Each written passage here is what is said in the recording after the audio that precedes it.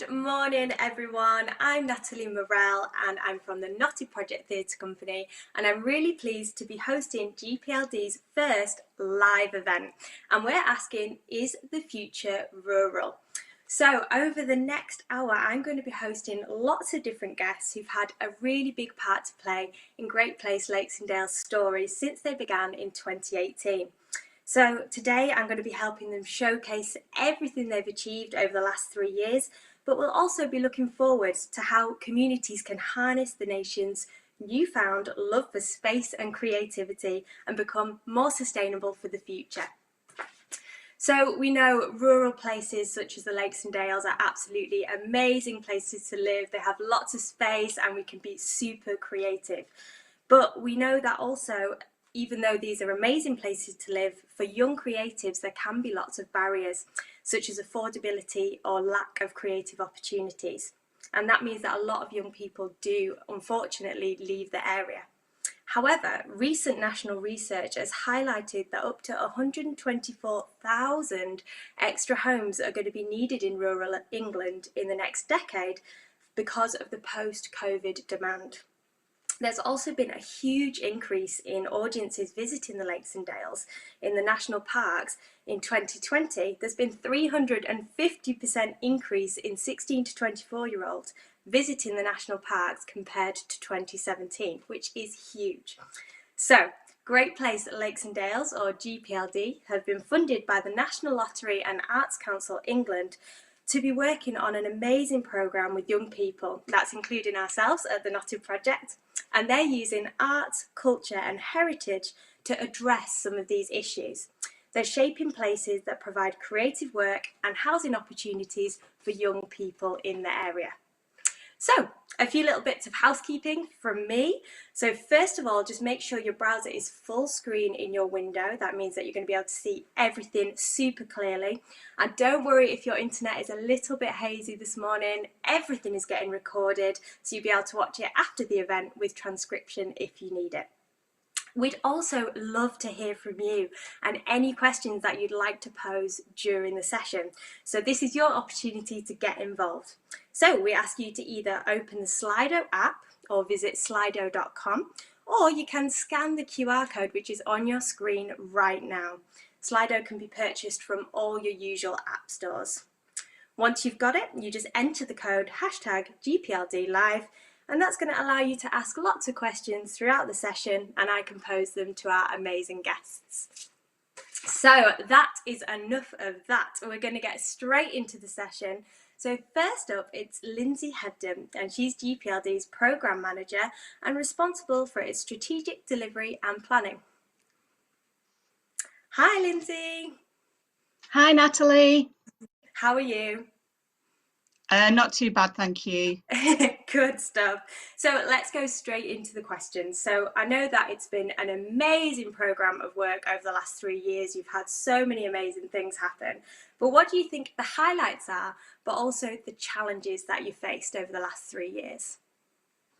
Well, there are both, Natalie. Indeed, it has been a really busy 3 years, but the good news is there are many, many highlights. I could talk about loads of our projects and events we've piloted, from Watch This Space, Reba, Public Art Now, to The Fold, Ariel, Create Your Future and Hinterlands, lots of wonderful names. The list goes on and on. But actually, the real highlight for me are the many young people involved in Great Place Lakes and Dales, such as you and Simon, and also the many we have met and encountered along the way. Without them, there would be no projects and there would be no programme. There'll always be the Lakes and Dales, but young, passionate, innovative and inspiring creatives are what really makes this place great. Absolutely. And personally, it's been incredibly rewarding to discover not only the huge wealth of culture, arts and creative heritage here, but to meet and work with such great young people, including my immediate colleague, Manon, who is so upbeat, committed and really drives the programme forward while supporting and inspiring me every single day.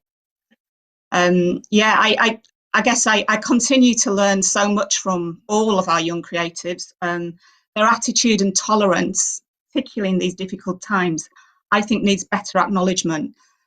We need to continue to support their well-being and nurture their talents, and that means thinking and working differently.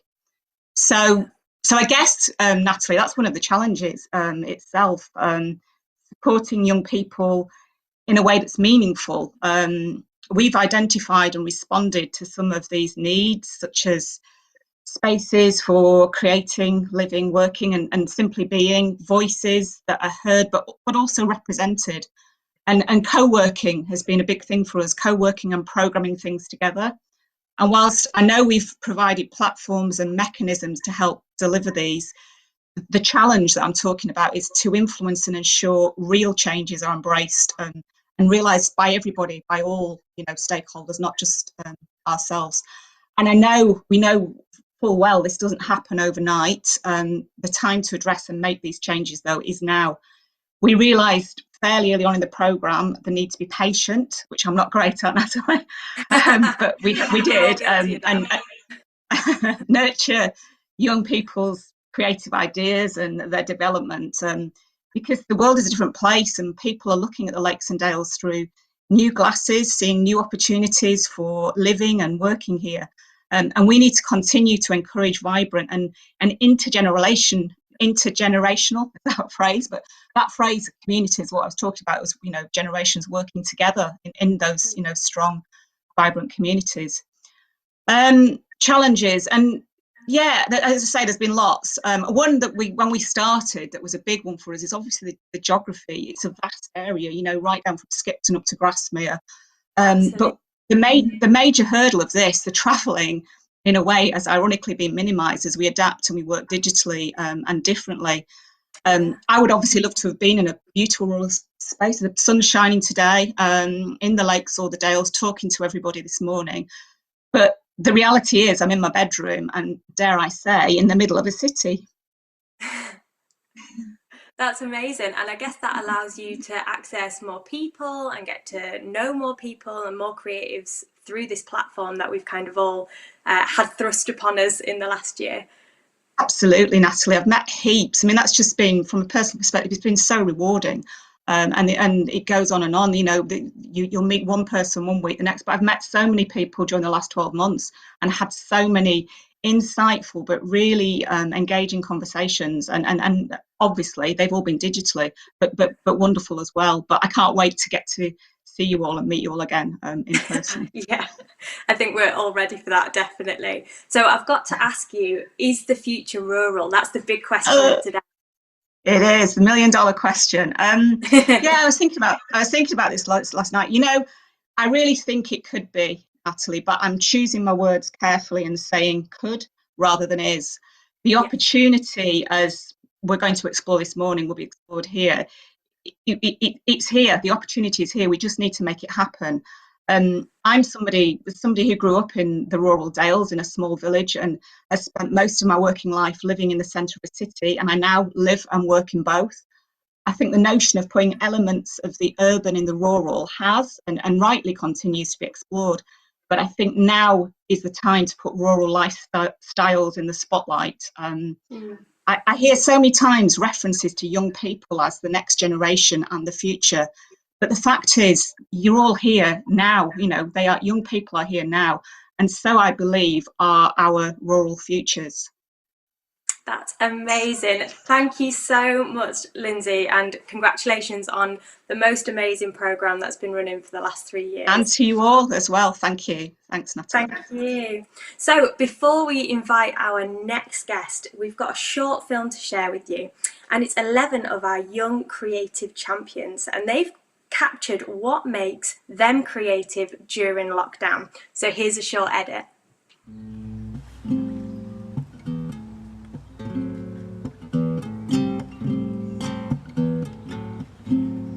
You over there, I see you linger.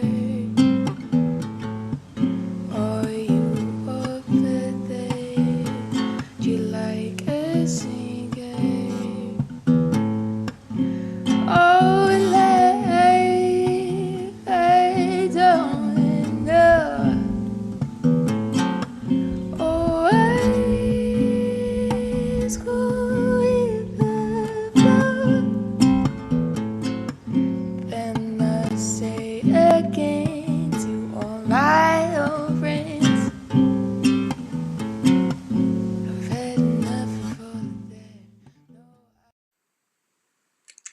Amazing, and I'm sure there's lots that we can all relate to there for sure. So I'm going to move on to our next guest, and I'm really pleased to be joined by Carl Sanderson. He's the Executive Creative Director of Vivid. Hi, Carl. Hi Natalie, how are you doing? I'm good, thank you. How are you? Yeah, very good. Fab. So let's get straight into the questions, shall we? So you were tasked by GPLD to develop a digital place marketing brand aimed at young people to connect them with the area. So can you tell us all about it? Yeah, sure. Well, the guys at Great Place Lakes and Dales came to us, and it was all about getting 16 to 34-year-olds to stay in the region. So often now, there's more. Well, not as much as it used to be. There's the feeling that younger adults need to get away from the uh, rural homes, etc., where they actually live, just to make a name for themselves within the cities, etc. But I Yeah. think for us, it was a bit of a gift. Obviously, the Lakes and Dales is an amazing area. You know, just the fabric has inspired so many people through painters, writers, filmmakers, etc. So again, with Lakes and Dales, we coined the "Live More, Do More" hashtag, which really resonated. We had to speak to the audience on their level, so we adopted through the creative champions. We created all TikTok videos, so that Oh, really spoke to them and resonated with them.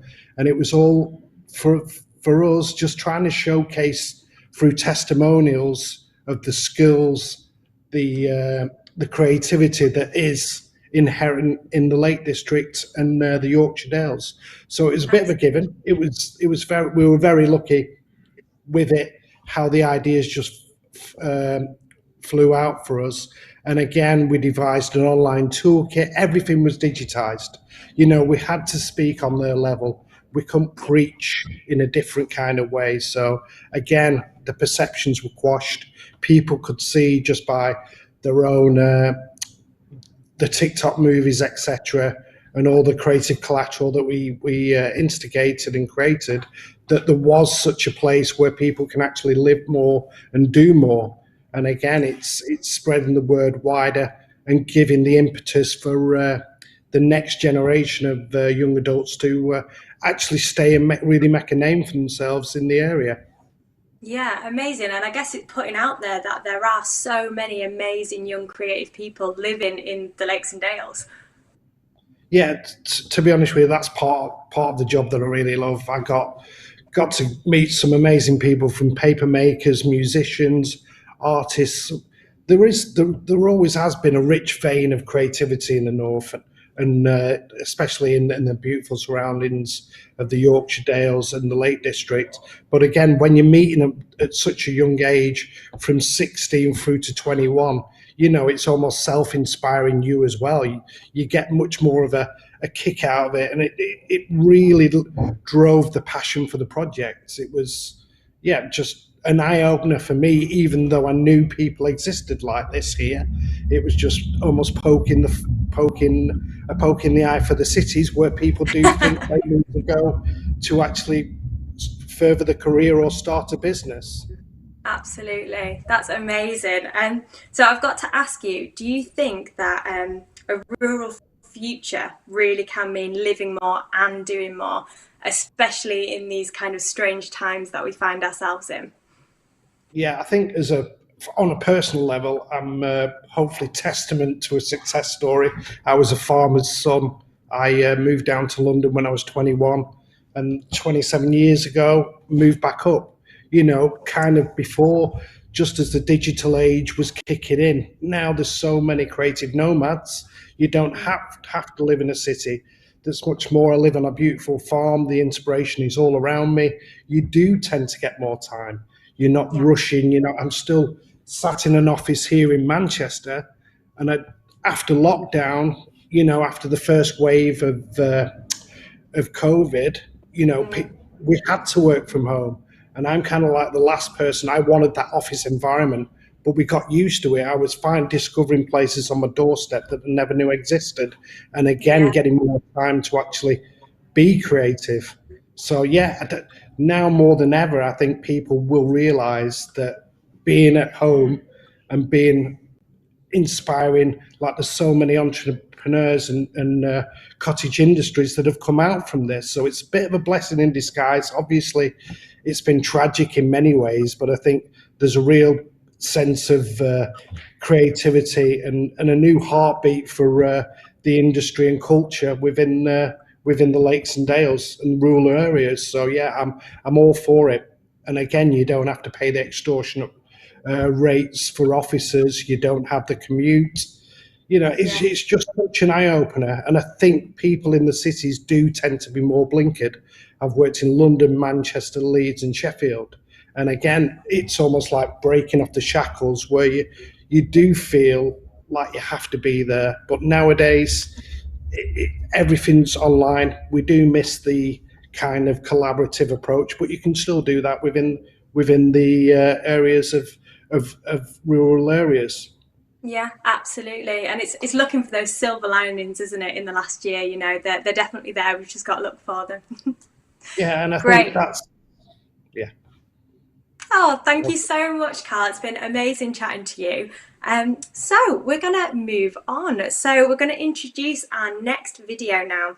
So as part of the programme, GPLD commissioned the Royal Institute of British Architects competition REBA for affordable, flexible housing in both Horton in the Dales National Park and Burneside in South Lakes. And after a huge response from local, national and international architects, apparently this was the second most popular competition for REBA ever. Macmillan Studios and Outpost were the winners. And local sixth form student and budding architect Seth Ben probes Thomas and Andrew about their designs.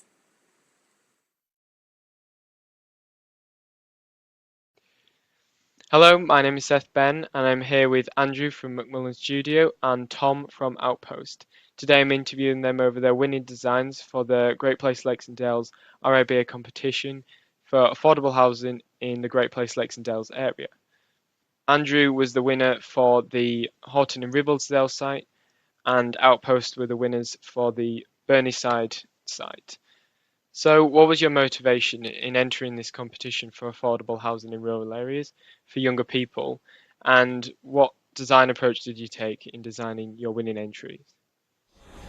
Well, obviously it was a fantastic brief and also a fantastic site. The site obviously is kind of on the side of an existing settlement, which is an interesting thing in itself to respond to, but also has this amazing context, the Lakes sort of district. But the brief around how we can bring younger people back to the area and keep them there, I think was really interesting to us, and how we can actually try and move away from the sort of generic UK development typology of effectively boxes that are sort of considered as units and numbers which have a sort of high car priority.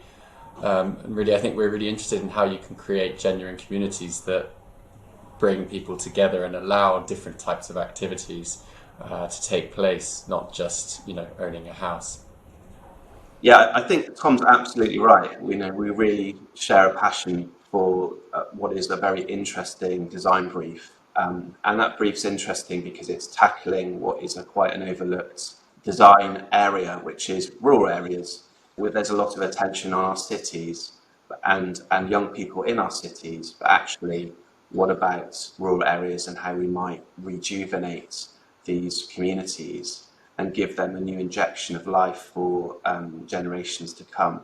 So the motivation was really to tackle an opportunity that others have been not paying attention to. So on reflection, is there anything that you would do differently in addressing affordable housing in a rural area for younger people?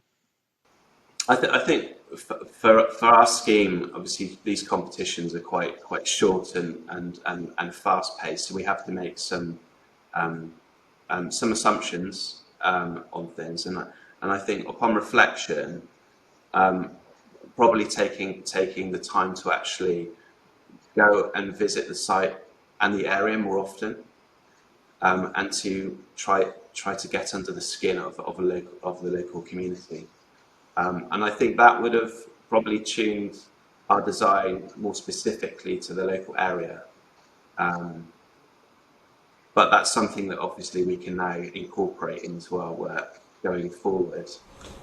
Yeah, I think similarly, I mean, any project, I mean, particularly, ours with our long houses and sort of courtyards and dense communities, it would be really helpful to, work with the people who might live in it, or at least engage with a sort of wider network of people. But as Andrew says, I think you just make assumptions, and for example, we just invented all sorts of characters who repopulated our house, and that's our houses, and units, work units. So it's really fun, but I think it would have been really interesting to kind of have a consultation thing before and a consultation now, and see how different and what outcome that would have given.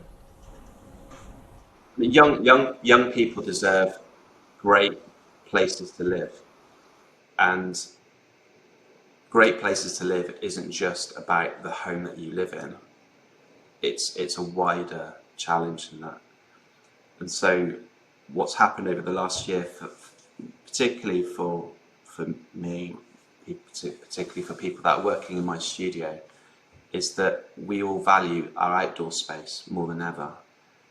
We're all, with with climate change and the need to really support biodiversity, it means that we've got these fragile landscapes in rural areas that really require conservation and attention, but they're also valuable as an amenity. So the challenge will be, how do you incorporate affordable housing and great places and landscape to enjoy around where you live in a sustainable and thoughtful way. Absolutely. And thank you very much, guys, for all your amazing answers. And thank you for watching. And I hope you learned something.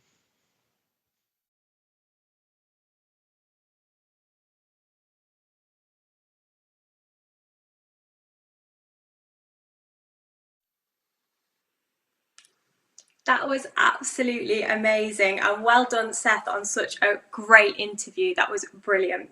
So next up, I have got 3 guests, and we'll be discussing rural housing for young people. So I'm really pleased to welcome David from Craven District Council, Mark Cropper from James Cropper and Kendall Futures, and Nathan Cornish from Urban Splash. Hello, everyone. Hi. Hi. Morning.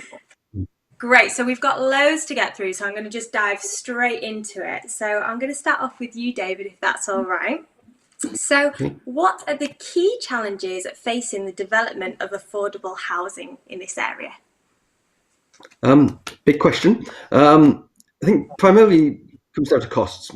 I think in rural areas, housing developments tend to be small, therefore they're more bespoke and more expensive to develop.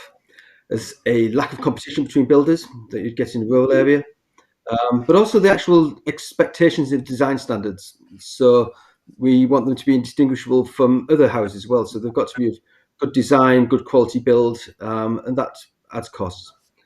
I think also one of the big issues is about what's called RSLs, the social landlords. It's the cost of actually managing small-scale developments in rural areas is much more expensive than going into an urban area. I think finally, one issue is about landowners and what they call hope value.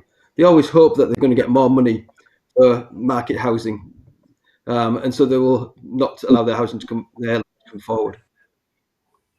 Thank you so much. That was a great answer.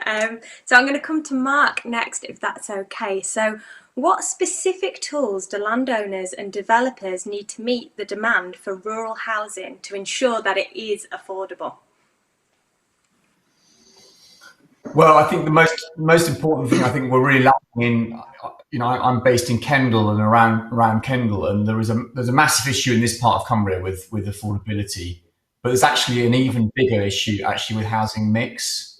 So what we're getting is there were targets for social housing, which were actually 35% in this area, but that loses out every single time now. I mean, there was an application only recently with 0 social housing on a big site in Kendal, which just seems outrageous.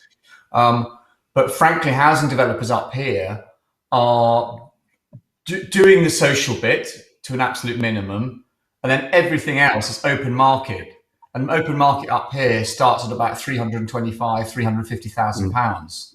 So, if you're a young person trying to get on the ladder, which could be 150, 180 to 300, simply the houses are not being built. They do not exist. So that's the big thing is somehow changing the metrics so that we build in the mid market. Yeah, absolutely. Yeah, it's so important for young people to be able to get on that property ladder. And like you say, with house prices starting at such crazy, crazy high prices, it's just impossible. So I'm going to ask Nathan a question next. So how does the development of affordable housing differ in rural areas compared to urban ones? And is there a disadvantage in rural areas, and how do we overcome that? I think there is. I mean, it's such a difficult conundrum, this one. It really is. But the first thing I jump to is scale, really. The scale of development typically, and I'm generalising clearly because I have to in such short time, is the scale of developments tends to be smaller in rural areas than urban areas. I think in terms of the Cumbria and Yorkshire, it's got a very difficult conundrum to answer, because on the one hand it wants quality, which is sort of underpins our business. We're called Urban Splash, so we are urban developers. So everyone wants quality. Everyone wants as much affordable housing as possible. The landowners want the highest land value they can get. In certain areas of Cumbria, like the lakes, it's 100%, the policy is 100% affordable housing. And the reality of it is, dare I say it, and I'm glad I'm not in a room because people start throwing tomatoes at this point, is developers have to make profits to exist. Now, I'm not defending the example Mark just used, but what I'm saying is that there needs to attract private developers to do quality housing, something has to give. Not everybody can have everything, because the reality of it is the result of that is nothing. So, and I think there just needs to be sensible conversations. What is the most important thing in the area? Is the absolutely we've done a lot of affordable housing. Is that the most important thing? Is quality the most important thing? And it needs to be a very, very open and honest debate. That hopefully will result in the right thing. I think if developers are only interested in the bottom line and profit, then you should shoo them away from these areas. But there needs to be an understanding, sadly, that like any business, developers also need to make a profit. And I think that that shouldn't be embarrassed, or it shouldn't be something that people are embarrassed to admit. It's an important consideration in the conversation. Absolutely, and it's great to start this conversation today, so thank you so much. And lovely, thank you so much for all your time. It's been really interesting, but I'm going to ask you to stay there while we bring back Lindsay and Carl for our first panel Q&A. And just a reminder, if you have got any questions that you'd like to ask our panel, just visit slido.com or purchase it from the App Store, and you can just use the hashtag GPLD Live, and that'll allow you to ask all your questions and I can pose them to our panel. But before we invite our panel back, we're going to see Anita and Katie from Quirkery, and they're going to tell us about their new venture.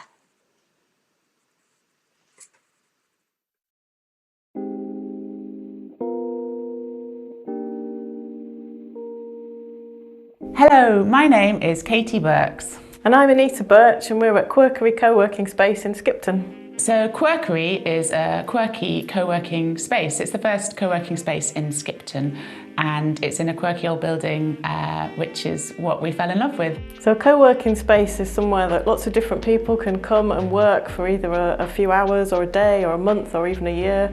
They pitch up with their laptops or whatever they're working on and can rent a desk. So there's all kinds of people working here, from creatives doing writing, arts, translation, through to we've got engineers, we've got IT people. Yeah. It's really exciting who's in the area and what they're doing and how they're managing to do it in a freelance entrepreneurial way. So I'm a freelance translator. I translate from French to English, scientific documents and that type of thing. And I worked from home for a good while. While my children were little, that was great because it was, it's flexible working. I could work when I wanted, where I wanted. But as the children all went to school, I started to feel increasingly isolated, really, of just being stuck at home. And so I set up a little networking group called Jelly, met some people, and we decided that we could actually share an office space. And then Katie came on board at that point, and we decided that perhaps there was an opportunity for actual, slightly more formal co-working space, a larger space in Skipton. Yeah, so I'm a children's author. I write children's books under my maiden name, Katie Danes, and just met Anita fortuitously and was really excited to, like Anita, get out of the house. And then we started getting people saying, oh, have you got a spare desk? We'd like to join. And we really didn't. We were just like full. This sublet room above estate agents. So that's where the idea of maybe there's the demand and the need in Skipton for a larger space. One of the things we wanted to do was to add to the footfall in the town, and we've got some membership deals with local cafes, so people who work here can then get a discount. So we've got a coffee machine, but we kind of, that was our biggest decision, was not to go super fancy, because we wanted people to go and take their keep cup to Bean Loved or Steam Filter and get a takeout there and then come back here. And it's so great that people in their lunch break can literally pop to, I don't know, 10 different bakers in town. Plenty of choice for lunch. Now the market's up and running again. Sometimes people say, well, what's the difference between working, say, in a co-working space in Skipton versus if you went into Leeds and Manchester? And I mean, here we've got Skipton Woods, 5-minute walk away. We've got the moor you could hike up in a lunch break. Which we have done. We have done, yeah. So we got in touch with the council when we had the idea of opening a co-working space, and then they made us aware of Great Place Lakes and Dales, because I think they realised that Skipton could really do with a space like this to support young people in the area, to try and help them to be able to stay and have somewhere. One of the ideas for the funding was that Great Place would actually sponsor desks. So through that scheme for younger people who were sort of starting out in their own creative journey, they were then given a free desk space for a year, which was lovely for us because it introduced new people to the space, and but it was also beneficial for them. Yeah, for them to have somewhere to work from, yeah. Remote working is going to be a thing of the future, even more so after I think COVID. now that people have proved that they can work remotely, you don't have to go into a big city to go to your desk. You can work remotely, but perhaps people won't want to work at home forever. So I think in the long term, people will enjoy working in spaces like this.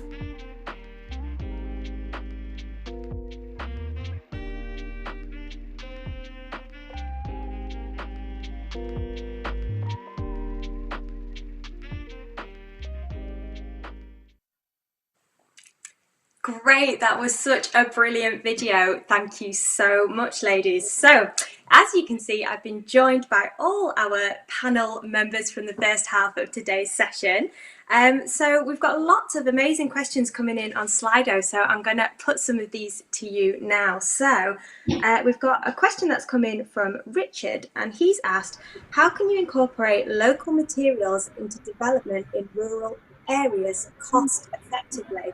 So maybe I will ask Nathan.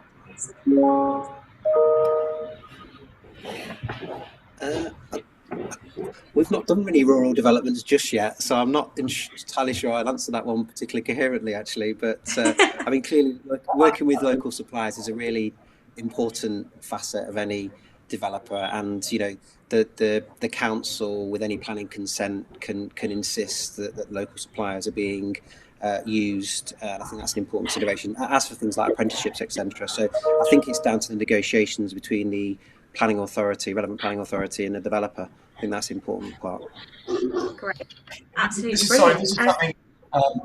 is something we're actually doing here. So we are we're stockpiling local materials. And the idea is actually to as part of our plans to build hundreds of houses in this region, to build up like a local supply chain, like a sawmill. And the way that we can do that economically is actually a lot of the housing and the housing materials and the structures may well be come from much further afield. Could be say a timber frame, everything like that. But actually to apply, for instance, something like an oak door or an oak porch on a house that actually gives it some of the local character, without breaking the bank.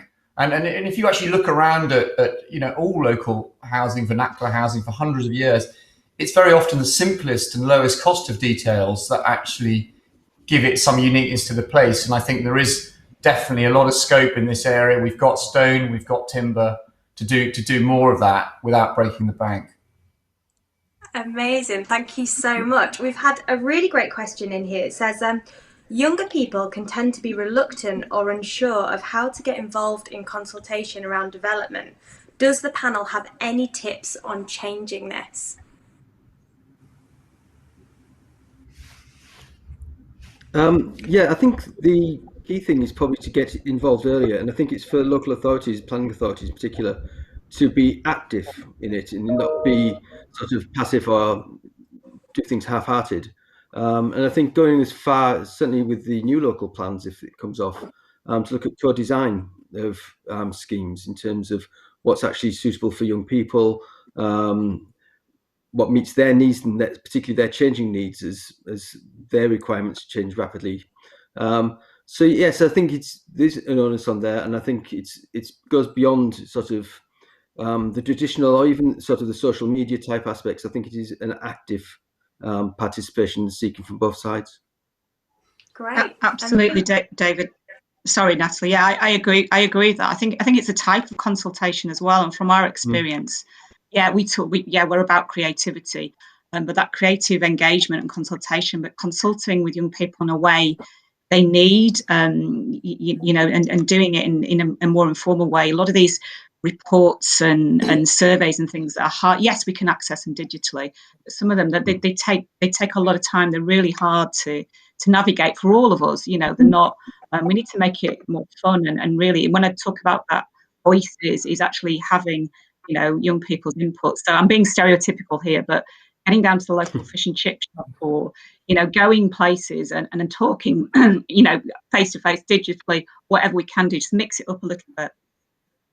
That's and Natty, great. can I just add one point on that? I think that Please again, do. it's for the local authority really, because what they've got to find out very, very quickly is what the developer in question's motives are.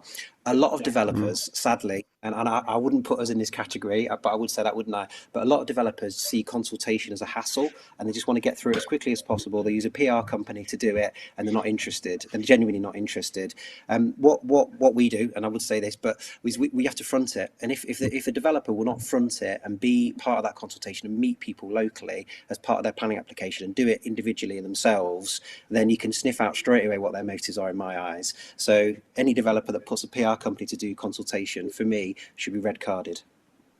That's a really interesting point. Thank you so much. I've got another question here on Slido coming in, and it says, are co-working spaces better than working from your spare bedroom, your kitchen table, and everywhere else that we've all been working over the last year? And should we promote encouraging take-up of these co-working spaces? So I might ask Carl if you can answer that one, please. Yeah, definitely. Again, first-hand experience. It's whenever you're working at home, family members seem to think that you are just at home. So it'd be like, help with this, help with that. So it's like, geez, this is got to be considered from that point of view. I'm quite fortunate with my own office at home anyway. I've got space. But so often last year when we hit lockdown, some of my staff members, the designers, they were just working on the kitchen tables and stuff, and you could see the frustration coming from them. We have a lot of freelance support that do actually use co-working spaces, and it works really well. I think what we've missed and what we've lacked is the collaboration between us all, because being in a creative industry, you need to bounce ideas off people. It's almost nowadays you're typing, you're taking longer to do stuff because you are away from your colleagues. So again, yeah, I think it's essential to get back in the groove of collaboration, and we spur some of our greatest ideas collaborating. That's amazing. Yeah, I'm sure we've all had those awkward moments on Zoom calls in the last year when the doorbell goes or your Sainsbury's shop comes in. Amazing. So I'm going to ask you all now, the big question of the day, and that is the future rural? So I'm going to ask if you can try and give me one sentence to sum it up, if you can. So, Lindsay, let's go to you first. Well, I sat on the fence a little bit before, didn't I? I said it could be, it should be, etc. Yes. Amazing. Carl? I'm biased being a farmer's son, so yeah, 100% rural is the way to go. The cities are dead. Wow. That's really Oh. putting you in great mouth, is. Let's go, Nathan. Well, I hope the cities aren't dead, because that'll kill our Me business too. in a minute. But I think it's a myth. I think what my summation is people want a mix now going forward. Some people want to work from home. Even when the pandemic's gone, some people are going to want to work in offices in cities. Some people are going to want to work at home. And I think what the reality is, people want mix of opportunities. So I think the idea of people working from areas like in Cumbria and Yorkshire, but travelling to cities on certain days is a really live one, actually. And whether that's suburbs and big cities as well. So I think the reality of it is going to be a mixed future. But the idea of going 9 to 5, getting in a traffic jam at 8 in the morning, driving into Manchester, Liverpool, or any of the big cities, I think is dead and silly, really, going forward. So yeah, I do agree with them on that side of things. The traffic jam is dead, hopefully. Yeah, I'm definitely not missing that one, that's for sure. So, David, what do you think? I think there's many shades of rural. I think when we set up the Great Place Lakes and Dales, we realised that Craven and South Lakes, being the southern parts of two national parks, look naturally towards Manchester, Leeds. And I think those better connected rural areas, I think, have got the opportunity to do really well and make the most of this. I think deeper into rural areas, I think it's another story altogether, and there's a lot more work to be done there. Amazing. And finally, Mark, what do you think? Well, I think we're already seeing. I think we're going to see a total shift in demand for people wanting to live in this area. Frankly, there's going to be too much demand, and we cannot trash some of our most precious environments. But what we do need to do, in this area of the Lake District that I'm in, we need a lot more young people. We need more balanced communities. And I think that, I think young people have been getting onto this quickly, recognizing the benefits of living and working, locally, in a rural environment. I think it's shifted completely, and we need them to demand more of society and businesses, and us to think about how we provide for that. And I think there are cost-effective ways to do it. I think we actually have to challenge a huge amount of the way things are done, the way people work, the way they commute, where they work, frankly, the housing type, the housing quality. A lot needs to be done. And I think we can have far better. I think it'd be incredibly exciting to live in a rural place and not just have all the parts in a city. We can have both. Amazing. Well, there you go. We can have both. So our panel think the future definitely can be rural. Thank you so much to all our first guests for joining us this morning. So before we move on to our next guest, we have a short video that brings to life one of our guest projects delivered as part of Kendal Poetry Festival. Let's take a look.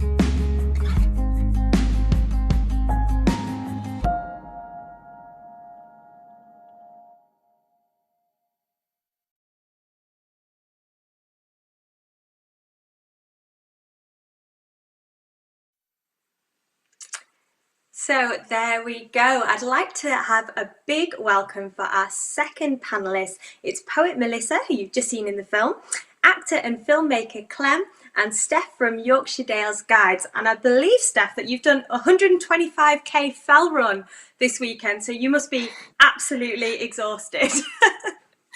I'm pretty content, yes. Oh, I bet you are. So you all participated in GPLD's Watch This Space project. So we would love to hear more about it. So I'm going to come to Clem and then Melissa first. So Clem, can you tell us a bit more about the programme? What is Watch This Space? Yeah, definitely. So Watch This Space. So for me, Watch This Space is a way of seeing different spaces in a creative way. So, for example, the Yorkshire Dales Guides is a climbing wall space in Upper Settle, and it's an opportunity to use spaces which are not traditionally seen as creative spaces and creating something exciting, fresh and new in them. That sounds absolutely amazing. Just what we need, I think. So, Melissa, how did you get involved in the programme? So I've been involved in the programme twice now. I've done 2 different projects in 2 different spaces, and I mean, I saw it through a social media call out. Initially, that's kind of how I found out about Great Place Lakes and Dales, and I just, as a young creative in this area, I just thought that's such a fantastic opportunity to experiment and to kind of try an idea like within a supported framework and with the experience of Great Place Lakes and Dales behind me. So Absolutely. It went from there, really. Great, brilliant. And I'll bring you in now, Steph, if that's all right. So spaces for younger people we know can be a real challenge in the Lakes and Dales. So do you think initiatives like this can help kind of open up spaces and benefit all young people? Yeah, absolutely. I mean, what I've witnessed at my space at Yorkshire Dales Guides, we've had quite a few different groups of creatives and young people who've come to work there, and it's been amazing watching, how it has benefited them, in so many ways with their work, with their businesses, physically and mentally, just spending time amongst nature and having that physical space to really just expand out into it in terms of their imagination. And I've seen lots of really great collaborations and ideas come out of it. And even for me, as somebody who's a business owner in a rural space, it's really helped my business. So when Clem came along and did some creative work at Yorkshire Dales Guides, she really inspired me. And it was like, well, why don't we use this space for circus and aerial work? And now, a year later, we have a collaboration happening between 2 groups of young people who actually work in more urban settings, but who now want to set up a circus school with us at Yorkshire Dales Guides. And this is going to be brilliant because it's going to generate inspiration, it's going to generate work, employment, and it's going to generate a means for young people who live in rural areas to kind of come and interact with that space. And it's going to be amazing. It's brilliant. That sounds absolutely amazing. I trained in circus many years ago now in aerials, and when I came back up north it was really hard to find space to train because you kind of have to go to Manchester for it. So the fact that you're bringing that to this area I think is absolutely amazing. That's really, really exciting. So thank you so much all of you for joining me for our panel. You're going to come back a little bit later on and talk to us a little bit more, but for now thank you so much. So we're going to move straight on to our next guests and carry on this conversation about public art. Now remember, you can send in your questions on Slido. Just use the hashtag GPLD Live to ask your questions. So I am delighted to welcome Laura from Francis Knight, who with her partner Louise produce public art now for GPLD, and also local graphic designer and Fresh Perspective member Shan. Hello. Hi. Hi, thank you so much for joining us. So let's carry on this amazing conversation about public art. We'd love to hear everything that you've got to say. So let's start with Laura first of all. So how can public art create a sense of place for rural areas just like the Lakes and Dales? Okay, I think firstly it's important to talk about what we mean when we say public art. So that's not always your large standalone sculpture welcome you into your town or village. We've heard lots of conversations today, and through the various conversations that we had when we were writing Public Art Now, here it is, that it's clear that public art's interpreted in a myriad of ways, and it can be permanent, temporary, functional, it can be an activity, it could be something that you may stumble across. And if it's done really well, then yes, it can create a sense of place anywhere. And yes, of course, that includes the rural. Our mantra when we're working with public art projects is we make places better by working with artists. So you need artists, you need creative people. They can shape, tease out the character and identity of what makes it home, what makes it local, what makes it rural. So it's important to work from the fabric of a location. Yes, the lakes and dales are beautiful. There's the magic reflected through the landscape, but there's also those communities that live there. Why do people live there? We need to respond to the local flavour, the feel of the history. So public art can help create connections. Artists can give voice to rural communities. People have talked today about community consultation. Artists are the best at listening and giving you alternative approaches to issues that affect rural communities. We don't want any Wheresville, do we? We don't want mediocrity that is no longer good enough for us. So I think through commissioning public art, working with artists, you can shape places, tease out the character and identity of what makes a place.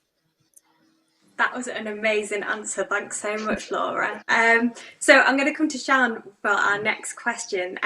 How do we encourage and enable local young artists to get involved with creating public art for the area? So I'd begin with saying that the encouragement may not be necessary. I think a lot of people already have the enthusiasm for it and they're quite hungry for the opportunities. What may be holding young people back, however, is feeling like it's going to be a constant uphill battle from the get-go.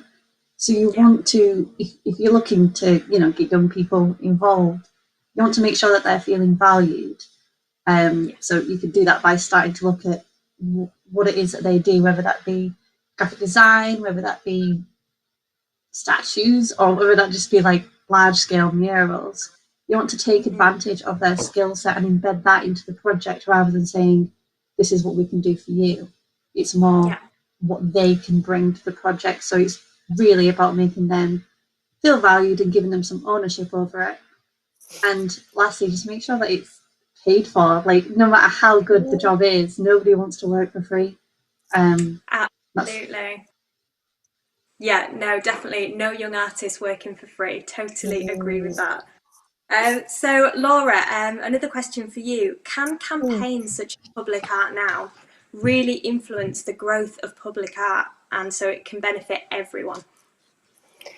So I think it's important to talk about why we use the word campaign. So we use that word campaign as it's like a call to arms. And like any good campaign, it's about the team behind it that drives it and that's proactive. So we wrote this guide, and I keep bringing it up wherever it is here. We wrote this guide to be accessible for both the two local authorities and the parks, to work together as a concerted effort to advocate for public art, to find common opportunities with the message that public art is for the benefit of everyone. Public Art Now proposes 9 projects designed with short, medium and long-term timescales. So there's things like demystifying what public art is, to influencing the planning process. And there's been lots of talk today about planning and how local authorities need to have some kind of mechanism to enable public art to happen, and also to involve young people and to make sure that they are involved in those conversations. So each project aims to place and keep public art higher on that agenda. And we also give examples of the benefits of public art. So based on the current thinking from Arts Council, the Design Council, for instance, and individual organisations. So we talk about public art as boosting the economy, especially the local economy, tourism, health, well-being, through to healthy placemaking. And we touch on these projects so that they can build opportunity and confidence for young people to get involved as well. It's really important that they get involved in those decisions, highlighting from an artist's point of view that accessible commissioning is also vital in making public art for everyone. So yes, public art is for everyone. Amazing. Could not agree more. So thank you so much for that, ladies. I'm going to bring in now our other guests. So I'm going to bring back Melissa, Clem and Steph to join us for our final panel Q&A. And remember, you can put your questions to me through Slido, hashtag GPLD Live.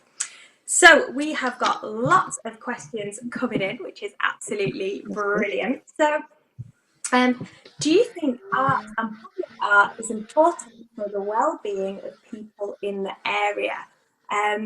Let's see, who would like to answer that one? Laura, maybe? Yeah, I mean, I think, as I've mentioned, it is very much about the health and well-being of people.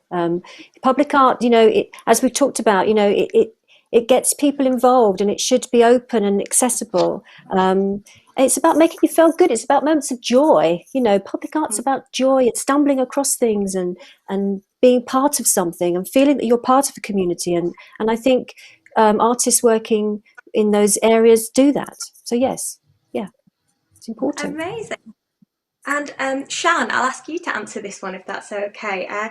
Do you think public art has a role in COVID recovery and our rural places? 100%. Yeah. I mean, in general, it just brings people together and it allows for people to engage and interact with each other in new and interesting ways, whether that be from the actual design and creation process. So you've got collaboration, different people coming together and sharing ideas, or the aftermath. So if you've got some public art, it's a conversation starter.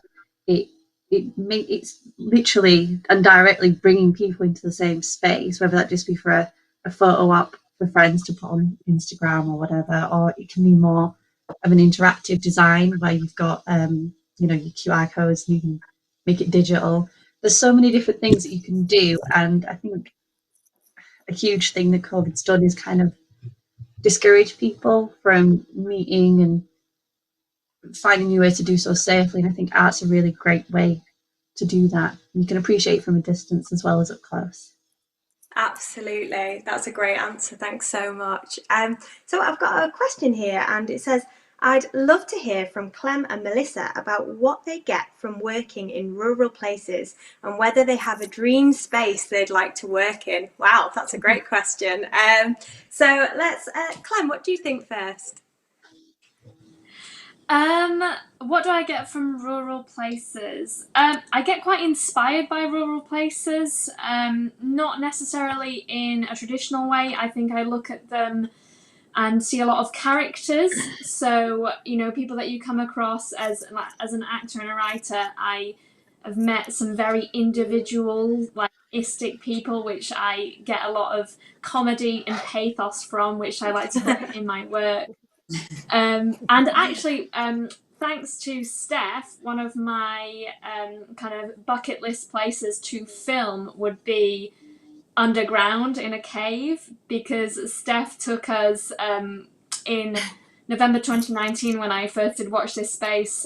She took us on a trip underground and it was just absolutely incredible, and it just inspired me so much. And you go horror, but you can do so many other things, and it just really opened my eyes to just a new place to work with on film and how that would work in a place that is pitch black.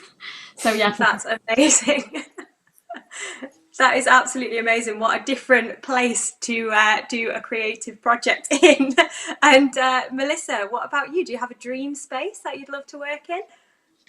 Yes, I absolutely do. And I'm actually trying to make it happen at the minute. So my dream space would be a snowy fellside to be projecting poetry onto the snow.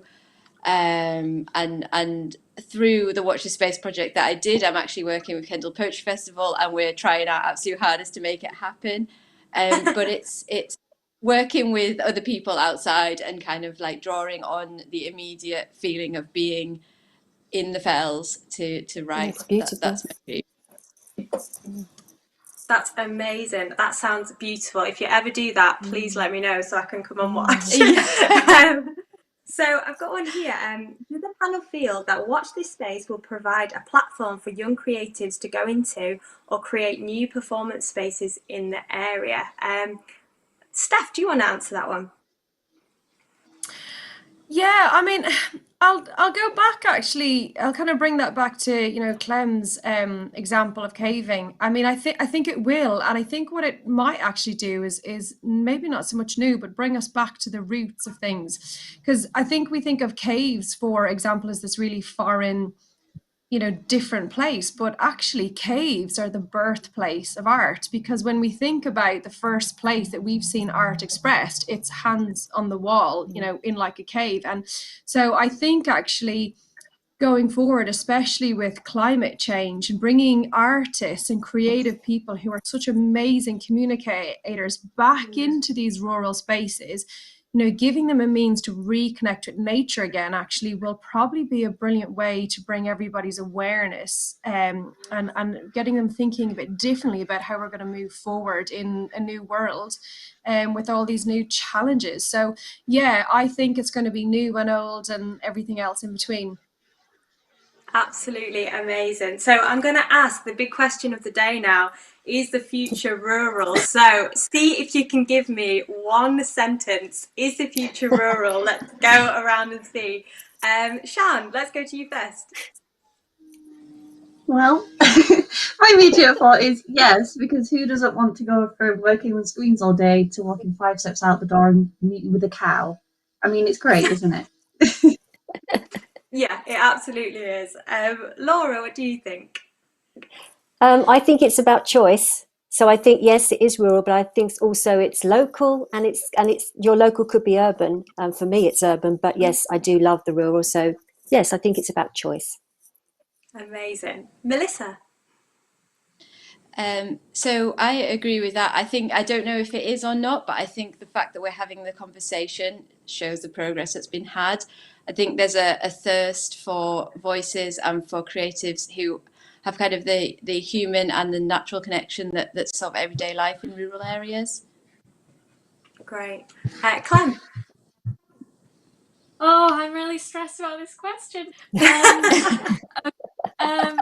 I think that I'm sorry, I'm not gonna be black and white, but I think I would like it to be rural, but I really like what Laura said about it being local. But I think there needs to be a lot more awareness about what's happening in cities for people to kind of like go there. Like for me, just personally, theatre and film, having more kind of up-to-date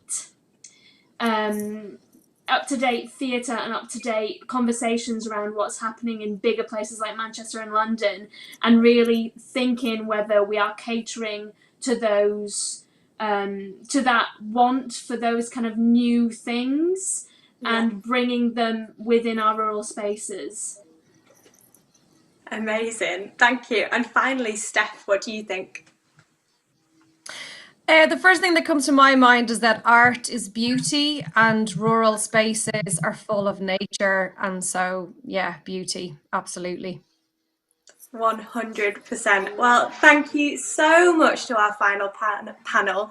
That was absolutely amazing. Such a good conversation. So thank you so much for joining us.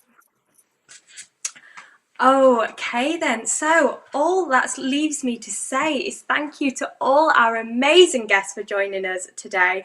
I'm sure you'll agree there were some amazing insights, and we're going to look forward to welcoming you again at the same time tomorrow for our next GPLD live session that'll be hosted by Simon. So don't forget, our film nights are happening tonight. We've got Clips of Creativity at 8 p.m. and Meet the Makers at the same time tomorrow. There's still lots of spaces available, so if you want to sign up, you can do that before 5 p.m. tonight. And there is some really amazing creative talent on there, so I really encourage you to sit back on your sofa and just enjoy that this evening. So I'm Natalie Morell. Thank you so much for joining us for GPLD's first episode of Live, and have a great day.